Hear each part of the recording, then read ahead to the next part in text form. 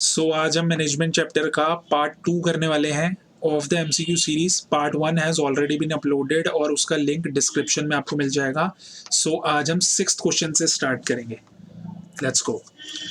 Efficiency is concerned with, आपको यहाँ पे बताना है एफिशिएंसी किस चीज़ से कंसर्न्ड है। तो सबसे पहले आप ये बात याद रखना, एफिशिएंसी का मतलब होता है कॉस्ट को रिड्यूस करना। आप जितनी ज़्यादा कॉस्ट को रिड्यूस कर पाओ तभी आप उतने ज़्यादा एफिशिएंट मैनेजर हो।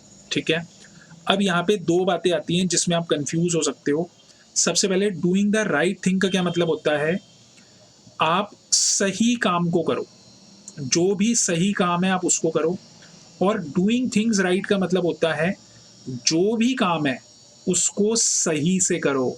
तो थोड़ा सा आप इसमें कंफ्यूज होगे, आप 3-4 बार इसको एनालाइज करना मैंने क्या बोला है, तो आपको बहुत अच्छे से समझ आ जाएगा। एफिशिएंसी का क्या मतलब होता है, डूइंग थिंग्स राइट। तो आपका करेक्ट आंसर क्या है, बी। इसकी थोड़ी सी एनालिसिस कर लेते हैं।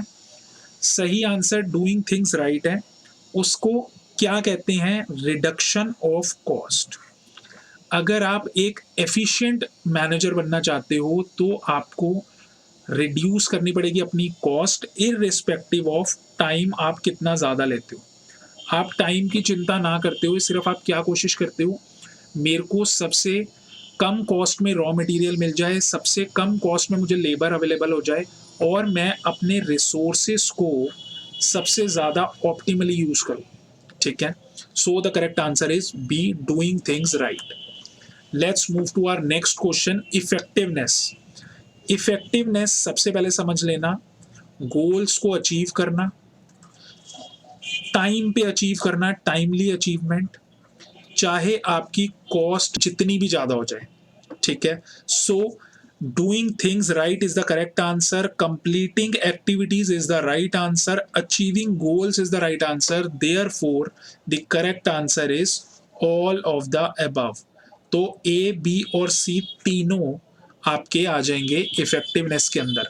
यहाँ पे अगर ये कॉस्ट की बात करेगा तो कॉस्ट का इफेक्टिवनेस से कोई लेना देना नहीं होता। कॉस्ट का लेना किससे देना होता है, एफिशिएंसी से। ठीक है, आगे बढ़ते हैं। ये एक केस लॉ है छोटा। Dhruv works as a production manager in Global Enterprises Limited. He has been given the task of getting 1,000 units of hand-woven table mats manufactured at the cost. ये आपके लिए एक इम्पॉर्टेंट बात है। उसको कॉस्ट बताई गई कि ध्रुव आपको इतनी कॉस्ट में ये काम करना है, और उसके बाद उसे बताया गया कि आपको 10 दिन के अंदर अंदर ये काम करना है। तो दोनों बातें बताई गई। उसके बाद इसने एक इम्पॉर्टेंट बात लिखी है जहां पे बच्चे 100% फंस जाते हैं। In order to be acknowledged as an effective manager, this is the most important word. अगर उसको इफेक्टिव होना है तब उसके लिए क्या है, तो मैंने अभी आपको पिछले ही एमसीक्यू में बताया। इफेक्टिव का मतलब है कि उसको कॉस्ट से कुछ लेना देना नहीं है, सिर्फ और सिर्फ उसको टास्क को कंप्लीट करना है। तो उसको कॉस्ट की कोई चिंता नहीं है, डज नॉट एक्सीड कॉस्ट, कोई लेना देना नहीं है उसको। उसको क्या ज़रूरत है कि सिर्फ और सिर्फ कंप्लीट हो जाए विद इन 10 डेज, चाहे जितनी मर्जी कॉस्ट लग जाए। The correct answer is B. Cost of production less than 150, गलत answer. All of the above, गलत आंसर। ठीक है। तो इफेक्टिव का मतलब गोल्स को टाइमली अचीव करना। Next question. Karthik is working as a marketing manager in a company. He has been given the task of selling 1 lakh units of a product at a cost of rupees 100 per unit. तो उसको एक cost बताई गई है। ठीक है। With in 20 days, time भी बता दिया उसको। He is able to sell all the units within the stipulated time. तो उसने टाइम बाउंडेशन को पूरा कर लिया है भाई। तो यहाँ पे आपको क्या याद रखना है कि ये बंदा इफेक्टिव तो हो चुका है, पर क्या वो एफिशिएंट है, तो चेक करते हैं। But had to sell last 1,000 units at a 20% discount. तो उसको डिस्काउंट देना पड़ गया, मतलब कि कंपनी के रेवेन्यू को इसने खराब कर दिया, यानी कि कंपनी का रेवेन्यू इसने कम कर दिया ताकि वो टाइमली सब कुछ अचीव कर ले, टारगेट को कंप्लीट कर ले। तो इस केस में उसे बताना है कि कार्तिक क्या माना जाएगा? कार्तिक एफिशिएंट नहीं माना जाएगा। क्यों नहीं माना जाएगा?